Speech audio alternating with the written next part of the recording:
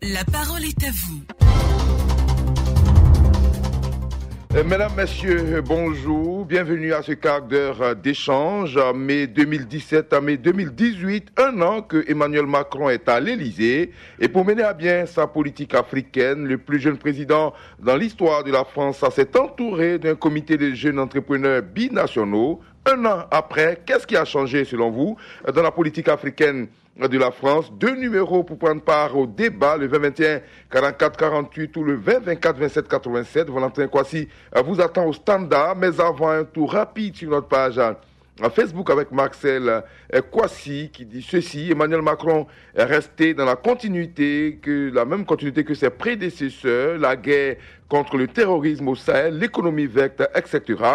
Par contre, au niveau de la forme, oui, on peut le dire, il y a un changement, il a instauré une rupture de style et de ton, il a un franc-parler, il a dépoussiéré beaucoup de sujets franco-africains, notamment la question de la colonisation devant les étudiants à Ouaga en novembre dernier. Pour moi, c'est une performance à saluer. Nous allons maintenant au standard retrouver Steve Boko qui est à Bangourou. Bonjour Steve. Oui, bonjour monsieur Adama Bakayoko. Alors, vous dites que c'est un peu trop tôt pour juger Emmanuel Macron. Ah oui, parce qu'en un an, on ne peut rien faire de bon, parce que vu les travaux dont son prédécesseur a commencé, qu'il n'a pas achevé, lui, il va essayer de régler tous ces signes d'avant avant de continuer pour lui. Je pense très bien que c'est au moins dans 2 ans qu'on peut le juger. Et néanmoins, je pense qu'il a fait un peu pour le pays, et il a fait certaines tournées pour sensibiliser, éveiller nous, Africains, sur l'autre. C'est-à-dire, nous devions prendre notre destin en main. Tout ceci, il a essayé de dire. Je pense qu'il a fait un peu, mais il doit falloir qu'on doit le laisser un peu le temps d'abord, parce qu'un an, c'est un peu trop tôt de juger. Okay. Une personnalité. Merci beaucoup Steve, beaucoup excellente journée à vous là-bas à Bangourou dans l'indénié Duablin. Retour sur notre page à Facebook avec Amara Ouattara. Lui aussi dit qu'il est un peu tôt de juger les actions du président Macron, mais pour le changement dans la relation France-Afrique, je dirais que le changement même est d'abord un état d'esprit avant des actions. Il faut que les Africains eux-mêmes acceptent de changer avant que le président Macron n'emboîte le pas. Comme on le dit chez nous, on ne peut pas raser la tête de quelqu'un en son absence. On part à Trècheville retrouver Emmanuel Oxo. Bonjour Emmanuel. Emmanuel Oxo semble parti. Nous continuons donc sur notre page à Facebook avec ces nombreuses réactions donc publiées depuis hier sur la page Facebook de Radio Côte d'Ivoire. Jean-Marie Gouessé, qu'est-ce qui a changé ou qu'est-ce qui va changer avec Macron, s'interroge-t-il. Pour le moment, rien. Peut-être comme tout changement prend du temps, notamment en termes de politique extérieure. Il faut préparer le changement avec minutie et c'est à cause de ça que ça traîne. Mais qu'est-ce que Macron attend en retour des Africains? C'est ce qu'il cesse d'être d'éternels fardeaux des Occidentaux en se mettant sérieusement au travail. Et puis Francis Quadio, dans le fond, il n'y a pas eu grand changement en fait. Cependant, ce que je constate, c'est que M. Macron a fait une rupture avec l'ancienne forme de communication directe dans les problèmes africains. Toutefois, il a préféré se concentrer sur la France d'abord. On retrouve dans un court instant d'autres intervenants. Notre consultant est en ligne. Bonjour, Emmanuel est de retour. Emmanuel Orso, bonjour. Bonjour, M. Adama Bakayoko. Heureux de vous avoir retrouvé, on vous avait quelque peu perdu. Alors, on vous écoute sur cette question, un an après l'arrivée de Emmanuel Macron à l'Élysée. Qu'est-ce qui a changé dans les relations entre la France et l'Afrique? Effectivement, je voulais dire, en fait, Macron est le garant d'un système qui doit perdurer jusqu'à ce que nos dirigeants acceptent de faire l'effort de s'affranchir du système. Et puis je veux confronter le système anglophone et le système francophone. Nous sommes mal barrés parce que le système anglophone, ils sont un peu plus légers par rapport au système francophone. Donc, Macron ne fera rien spécial pour nous et parce qu'il va respecter le système. Et c'est comme ça que ça se passe. Tant que nous avons des ressources qui pourront faire la complémentarité des puissances européennes, on va rester toujours à ce stade-là. Mais il faut que nos présidents même se débrouillent pour s'affranchir.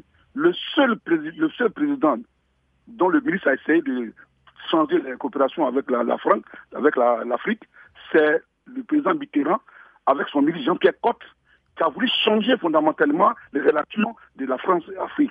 Mais il a été rapidement, en 2 mois, congédié. Parce que les présidents africains ont dit, ne faut pas qu'ils nous embrouillent nos rapports ensemble. Oui. Voilà que nous sommes restés. Donc il ne fera rien et on va rester là comme une fatalité à pouvoir aller suivre. Parce que même Macron, qui est le grand président français, devant Trump, il a des comportements, il réagit, mais il ne peut pas réfléchir. Donc par rapport à nous aussi, on ne peut pas réfléchir la politique de la France. On va écouter, on va suivre. Parce que nous sommes des pays où on a colonisé. Voilà, c'est tout ce qu'il veut dire. Oui, mais Emmanuel Macron, il avait dit à son arrivée au pouvoir, désormais, ces relations où la France s'implique directement dans les questions africaines allaient changer. On peut le dire, ça au moins, Macron a réussi à le faire quand même pendant 1 an. Mais effectivement, M. Bakayekou, ça c'est la gestion de la parole.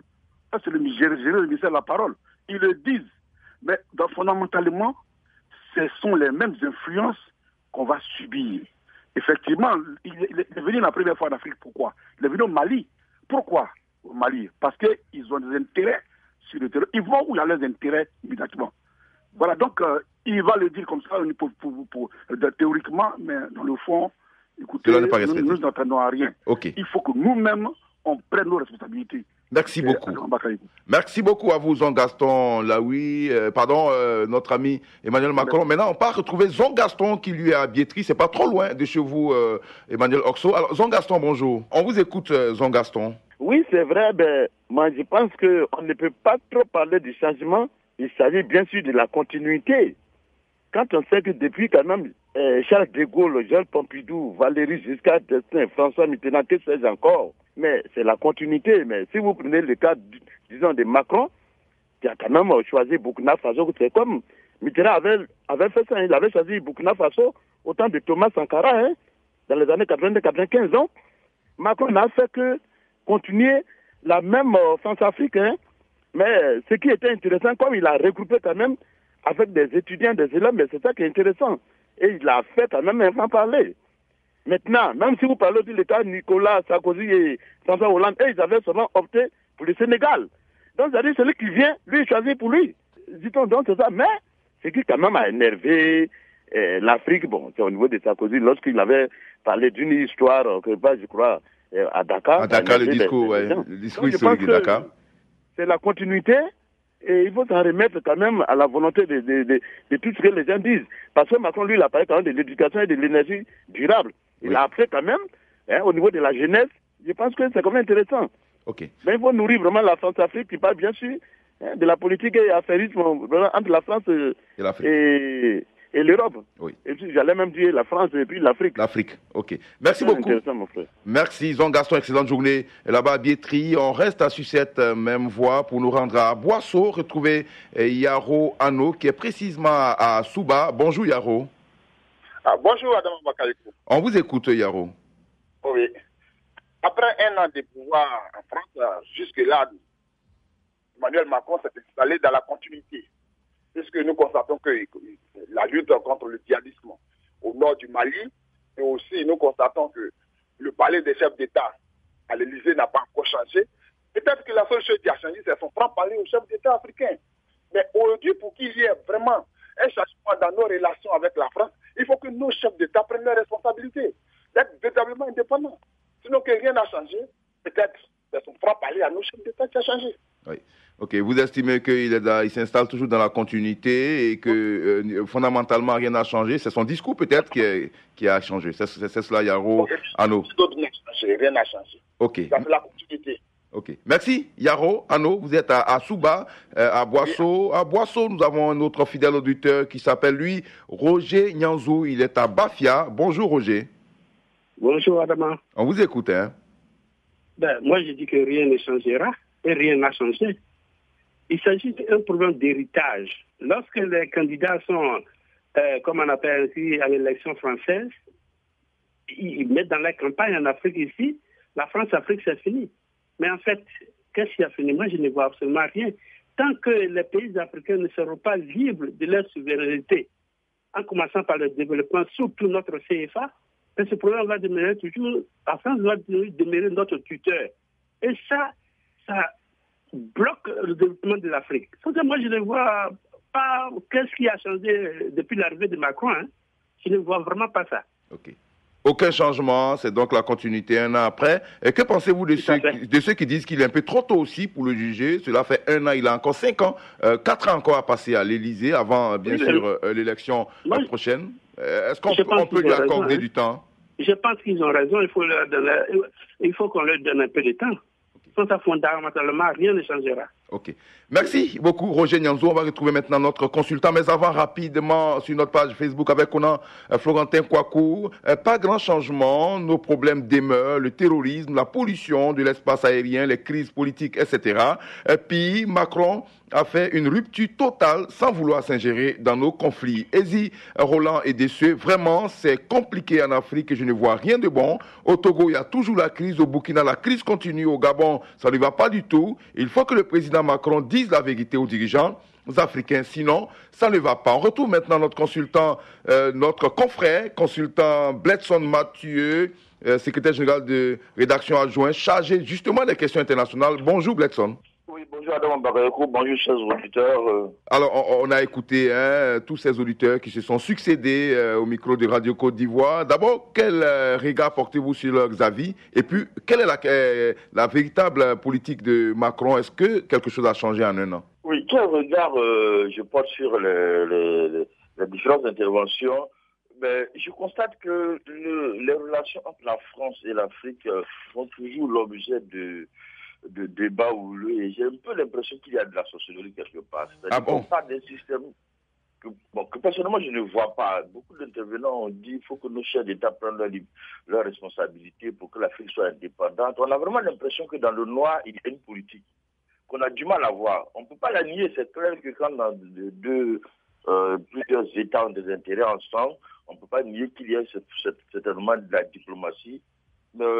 Je pense qu'on accorde un peu trop d'importance à cette notion de France-Afrique, où il y a un chef d'État en France qui liquide le continent. Je crois que c'est un peu dépassé. Je n'ai pas senti ça dans les actions que le président français a posées. Puis, le dernier intervenant a parlé du CFA de façon indirecte. Oui. Mais, oui, c'est un débat qui revient, le franc CFA, arrivé au franc français, aujourd'hui à l'euro, mais toujours avec le même système.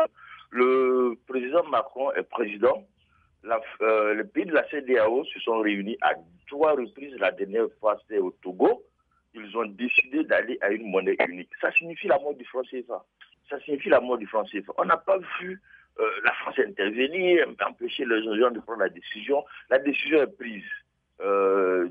Depuis Niamey, depuis le Togo, d'ici 2020-2022, nous serons à la monnaie unique et les mécanismes à mettre en place pour y arriver sont en cours, il n'y a aucun obstacle. Ok. Alors, donc... oui. Allez-y. Je ne sais pas, on en parle toujours du CFA. Bon, c'est ça que je dis, j'ai l'impression qu'il y a un peu de sociologie. C'est-à-dire qu'il y a des choses que nous, on ne voit pas, mais certaines personnes disent ça. Ils voient ça la nuit. Voilà. Alors, donc, pour conclure... Et puis, il y a un autre qui a parlé d'intérêts français au Mali, ceux qui sont là-bas. Bon, c'était un peu compliqué. Hein. Là-bas, pour l'instant, ce que moi, je vois, ce que nous autres, nous n'avons que des USM. Ce sont des djihadistes qui sont accaparés une bonne partie du territoire, une partie du territoire burkinabé, une partie du territoire du Niger, une partie du territoire de la Mauritanie, et qui sèment la terreur, au Mali, au Burkina, et même en Côte d'Ivoire, il y a des attentats. Ils viennent tous de cette zone-là. Oui. Ces pays-là se sont constitués en une force qu'on appelle la force du G5 Sahel, et c'est la France qui se bat pour nous trouver les moyens. Oui. C'est la France qui se bat pour nous trouver les moyens. En attendant, il y a une force qu'on appelle la force Barkhane. C'est la seule force réelle présente là-bas, plus la force de protection envoyée par la Côte d'Ivoire. Ok.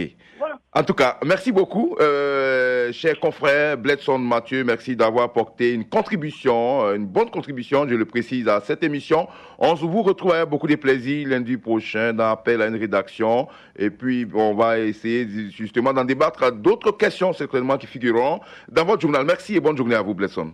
Ainsi donc s'achève, la parole est à vous aujourd'hui. Merci à tous ces auditeurs qui se bousculent, bien sûr, au standard également, à ces nombreux messages sur notre page à Facebook. Demain, je serai encore en votre compagnie pour un autre sujet. À demain.